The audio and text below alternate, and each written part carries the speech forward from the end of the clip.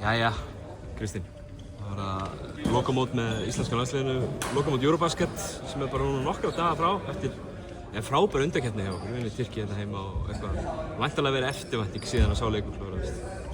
Já, þetta bara spenna og gleði og stress og þú veist, það er alls konar tilfinningar í þessu og við erum búin að vera að vinna núna hart að svona sameiginlegu verkefni og markmiði skilur að þú veist, bara að koma okkur í alvöru gír fyrir þetta mót og búin að spila 4 æfingarleiki sem hafa gangið bara ágætlega og ég held að við séum á góðri leið. Nokkrir leikmenn sem hafa farið á 1 og 2 lokamót 2015 og 17. Þú ert að fara á þetta fyrsta.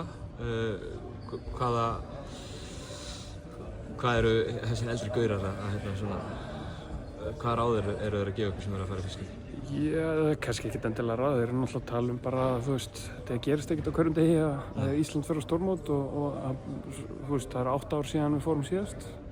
Þeir eru svona, já, svolítið að reyna að segja, svolítið að, hvað maður að segja, svona njóta þess að vera í þessu, það fá ekki allir að vera hérna. En þessi leikir, við sáum krafturinn sem FIBA gefur út fyrir 2 dögum, þeir eru í 22. sæti hérna í Evrópu með Belgíu hérna rétt fyrir ofan í 19 og Pólland í 15 og Ísrael 12 og Slóvenía 10 og Frakkland 3 og það eru búin að tellja allt upp. Þetta verður smá brekka. Já, bara eins og allir leikir sem við förum í, við þú veist oftast ef ekki alltaf erum við rankaðir fyrir neðan liðin sem við erum að keppa móti. Og þú veist, eins og ég segi, við vinnum hérna Tyrkina sem eru rankaðir í topp 10 og Ítalana sem eru í topp 10 líka.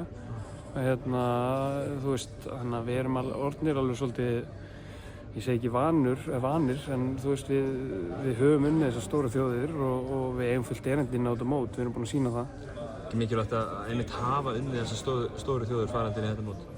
Jú, bara og reynslan að keppa móti, þú veist, þessum nöfnum, skilur, og þessum stóru leikmönnum sem eru að fara inn í mótið, þú veist, það er bara, þetta eru gaurar sem eru á háu level og spila svona á ákveðin hátt og við viljum svolítið svona keyra geðveikin í gang. Það kom að skipti í Slóveníu leiknum, þú lendir á Luka upp á topp. Einhvern veginn og þarft að dekka hann. Hvað fyrir gegnum hausinn? Ég hef búinn að spila mótunum áður, þannig að... Já, meinar! Þegar ég var í Ítalíu, bara sem mjög ungur maður, þá pakkaði mig saman, en vonandi gera það ekki núna.